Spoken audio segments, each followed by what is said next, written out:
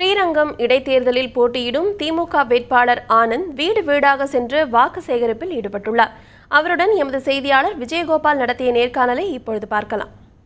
ஸ்ரீரங்கம் தொகுதி இடைத்தேர்தல் வரும் 13ஆம் தேதி நடக்கவிருக்கும் நிலையில் திமுக வேட்பாளரும் அதிமுக வேட்பாளரும் தங்களது வேட்புமனு தாக்கலை தொடர்ந்து தற்போது தீவிரமான பிரச்சாரத்தில் ஈடுபட்டு வருகின்றனர்.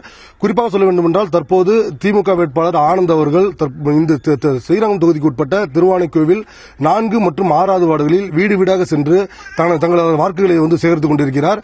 தற்போது அவர்கிட்ட கேட்போம், எப்படி இந்த வாக்கு அவர் சேகரிக்கும் போது அவருடைய பொதுமக்களுடைய எதிர்பார்ப்பு எப்படி இருக்கு, பொதுமக்களுடைய வரவேற்பு இருக்குன்னு அவர்கிட்ட கேட்போம். சார் வணக்கம். இப்ப வீடு வீடா சென்று வாக்கு சேகரிச்சிட்டு இருக்கீங்க, எப்படி பொதுமக்கள்கிட்ட எப்படி வரவேற்பு இருக்கு, அதுக்கு என்ன காரணம்? நான் வீடு வீடா போயிட்டு இருக்கேன். நல்ல அறிமுகமானனால எல்லாரும் என்ன நல்லா வரவேற்கிறாங்க. நல்ல வரவேற்பு இருக்கு.